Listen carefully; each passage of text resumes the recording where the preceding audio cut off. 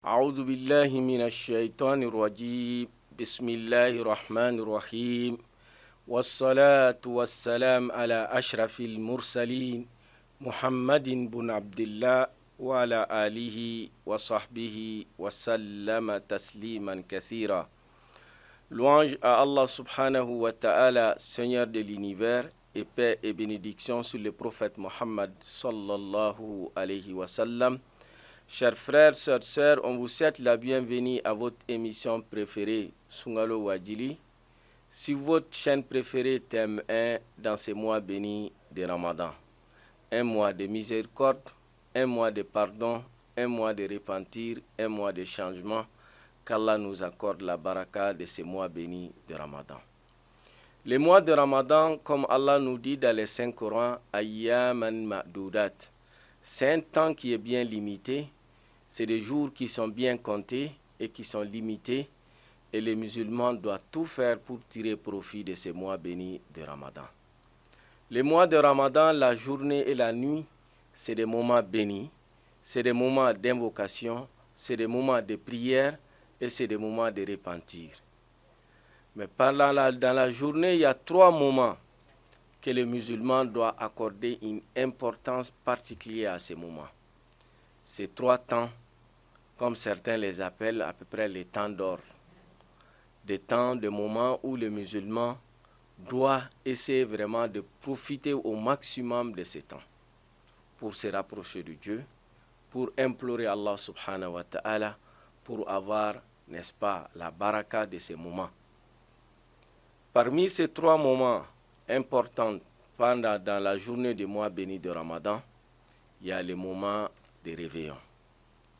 Au moment où on se réveille pour prendre le souhour, en Bambara comme on dit, souri dunwati, le moment où on prend le réveillon, c'est un moment spécial. C'est un moment où Allah subhanahu wa ta'ala, comme le prophète nous enseigne, il descend au dernier ciel et il lance l'appel. Qui a besoin de moi pour que je lui vienne au secours? Qui a un problème pour que je résoudre ses problèmes? Donc c'est un moment spécial que les croyants doivent profiter pour se rapprocher de Dieu. Et on dit il y a un vent qui souffle, qui traverse la terre, qui l'emporte avec toutes les voix qui sont dites, qui sont prononcées à ce moment-ci. Et les érudits disent qu'il faut tout faire pour que des mouvements ou des bruits ou des voix en train de croquer ou en train de manger, que ce ne soit pas uniquement, n'est-ce pas, tes voix de manger ou de sommeil qui soient enregistrés tous les jours pour aller auprès d'Allah subhanahu wa ta'ala. Donc, nous devons chercher ces moments. Nous devons nous organiser de telle sorte, dégager un temps pour la prière, dégager un temps pour se rappeler de Dieu, dégager un temps pour se rapprocher d'Allah subhanahu wa ta'ala. Allah, dans le Saint-Coran, il a fait l'éloge des gens qui profitent de ces moments en demandant le pardon d'Allah subhanahu wa ta'ala. Quand il a parlé des croyants, de leurs caractéristiques, wabil ashari hum yastaghfirun. Le moment de réveillon, et ils présentent leurs excuses à Allah subhanahu wa ta'ala. Ils demandent le pardon de Dieu. Donc, il est souhaitable au moment où on prend le réveillon, où on se réveille pour prendre le réveillon, de faire l'ablution, de faire 2 rakats. Ou au moment où on est en train de manger, ou quand on termine de manger, de dégager un temps pour s'adresser à Allah subhanahu wa ta'ala et demander le pardon de Dieu. Parmi les formules qui nous est recommandée, c'est Astaghfirullah. Quand tu maîtrises cette formule qui est la plus simple, Astaghfirullah, c'est-à-dire je demande le pardon d'Allah subhanahu wa ta'ala. Il y a d'autres formules, Astaghfirullah wa atubu ilayh. Ouais, la meilleure des formules de istighfar que le prophète nous a enseigné, Allahumma anta rabbi la ilaha illa ant khalaqtani wa ana abduk wa ana ala ahdika wa wa'dika mastata'tu A'udhu bika min sharri ma sanat abu'u laka bi ni'matika alayya wa abu'u bi dhanbi faghfir li fa innahu la yaghfiru dhunuba illa ant. Et d'autres formules. Et là, on les trouve dans les citadins des musulmans, dans beaucoup d'autres livres. Et même sur les nets, quand tu vas cliquer pour demander la meilleure des formules de istighfar, tu vas les retrouver et tu peux imprimer et garder avec toi au moment des réveillons, répéter cette formule d'invocation. Donc, le moment de réveillon est un moment spécial que tu dois profiter pour t'adresser à Allah subhanahu wa ta'ala. Deuxième moment, ça c'est après la prière de Fajr. Quand on fait la prière de l'aube, avant la levée du soleil, c'est un moment extrêmement important que les croyants doivent profiter pour présenter ses doléances à Allah subhanahu wa ta'ala. Donc, cherche un temps, dégage un temps, implore Allah subhanahu wa ta'ala, il faut t'adresser à Allah subhanahu wa ta'ala. La dua, l'invocation, c'est l'art, comme certains les appellent, l'art de dua, l'art de l'invocation. Il faut savoir invoquer Dieu. Savoir invoquer Dieu, ça veut dire quoi? Il faut une introduction, le développement et une conclusion. Introduire en faisant l'éloge de Dieu, montrer la grandeur de Dieu, présenter ses excuses à Allah subhanahu wa ta'ala. Le développement, les besoins que tu as, il faut les exposer à Allah subhanahu wa ta'ala. Et quand tu les exposes, il est demandé de multiplier ou de revenir plusieurs fois et de mettre l'accent sur tes demandes, sur tes besoins.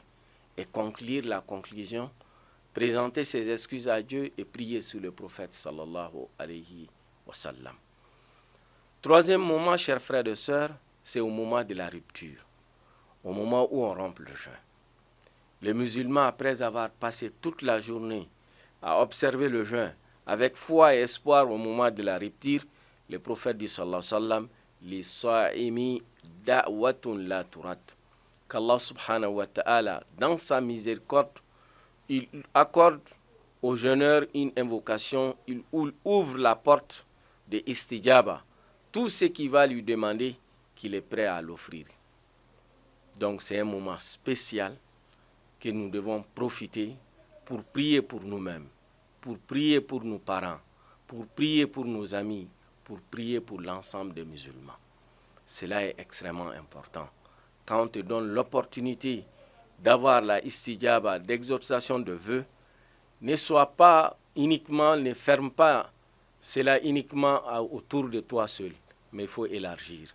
Élargir à tes parents, élargir à tes amis, élargir à ceux qui ont des droits sur toi, élargir à ceux qui t'ont fait du bien, et même élargir à ceux dont tu as fait du mal.